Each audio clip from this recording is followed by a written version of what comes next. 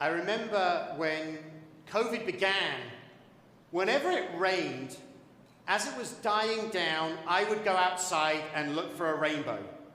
So many times I found myself standing on my deck by that side door, looking around, surveying the sky in the hope of seeing a rainbow. I never did. And I'm not sure why I even did that. Maybe I just wanted to see something beautiful in that moment. Maybe I was looking for some kind of reassurance, just as the first rainbow that was given to Noah as a sign of God's covenant. Or maybe I did it because I just needed something to do when I was stuck in the house at that time. I really don't know. But I do know that the beauty of a rainbow is undeniable. Last week when I went to pick up my children from school, everyone in the playground from kindergarten through to 4th grade was looking up into the distance, admiring a rainbow that was above the school playground. I took some photographs, the teachers took some photographs, my daughter snatched my phone and she took some photographs. Everyone wanted to capture that moment, and everyone was stopped in their tracks to admire the rainbow. There's obviously a science for why rainbows happen, but I have no clue what that really is. You can try to describe the rainbow scientifically, or you can even try to describe the vision of a rainbow, but it's almost impossible to do it justice. Several arcs of color alongside each other in the sky. But what does that show us? That doesn't come close to capturing the beauty. Interestingly, when you see a rainbow, there is a Jewish blessing that you're supposed to recite. And this is not a blessing that talks about the beauty of the rainbow in that respect, or God's creation. Instead, it's about the covenant. Baruch atah Adonai Eloheinu melech haolam, zocher habrit v'ne'eman b'vrito v'kayam b'ma'amarav. Blessed are you, Adonai, our God, sovereign of the universe, who remembers the covenant and is faithful to God's covenant and keeps God's promise. It's as though when we see a rainbow, we want to remind God about what that original rainbow was about. It's a reminder of this week's Torah portion. This week, as we mentioned, it's the story of Noah and the ark. And that's one of those Jewish stories that we all have some sense of. But just for a quick recap, the world became corrupt. God called out to Noah and told him to build an ark and to take 2 of every animal and 7 pairs of every kosher animal, a bit that they don't often tell about the story. And then it rained for 40 days and nights. Then there were a further 150 days on the ark. We can only imagine how the family survived and all of those animals. And then we get the raven, the dove, the olive branch, and eventually the dove flying away, never to return. And once God instructs Noah to leave the ark, well, the first thing Noah does is he makes sacrifices to God, which is a whole other subject after being with these animals for all of that time, that the first thing he did was sacrifice some of them, but a story for another time. And then God establishes the covenant with Noah.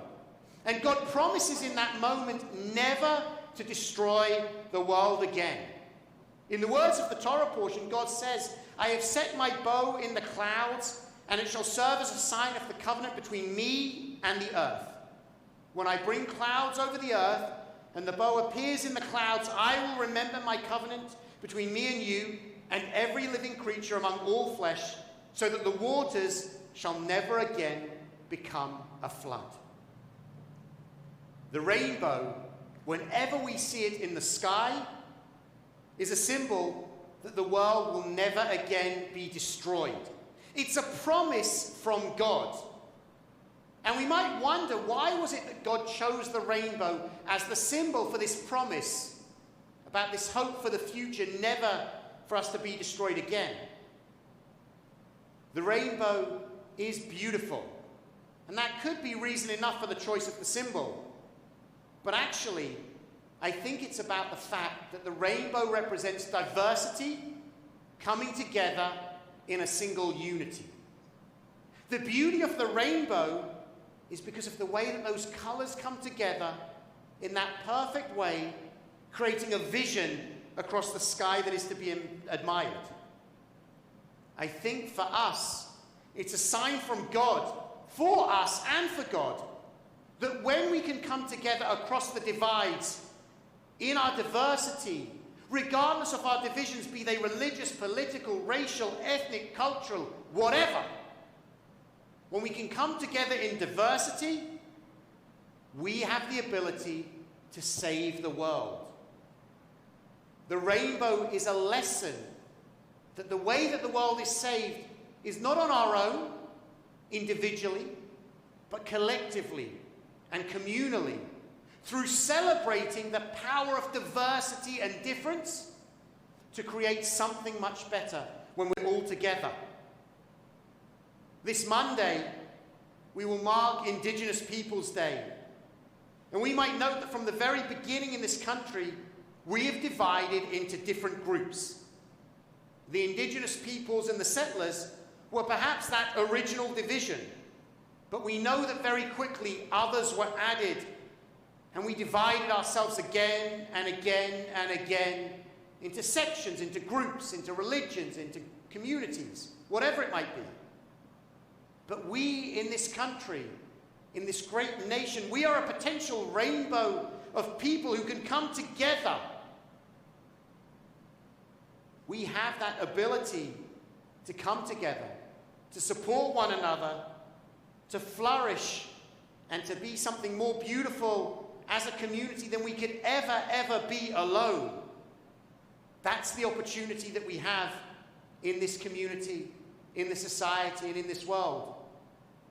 And so on Monday, when we come together and gather together with other communities, joining in marking Indigenous Peoples Day, we will recognize our differences, but we will find a way to create something more beautiful through that.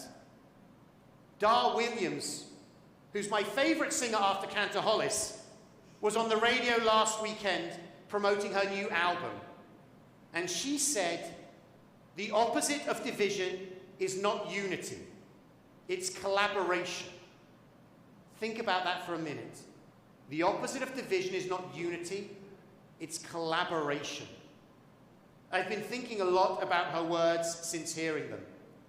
We overcome our divisions not by uniting to remove and ignore those things that make us different, but instead, we overcome our divisions by collaborating to create something greater together than we ever could be alone.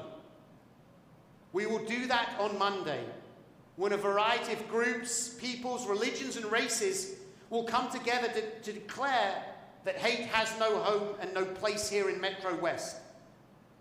We are collaborators, standing together in solidarity and support of one another.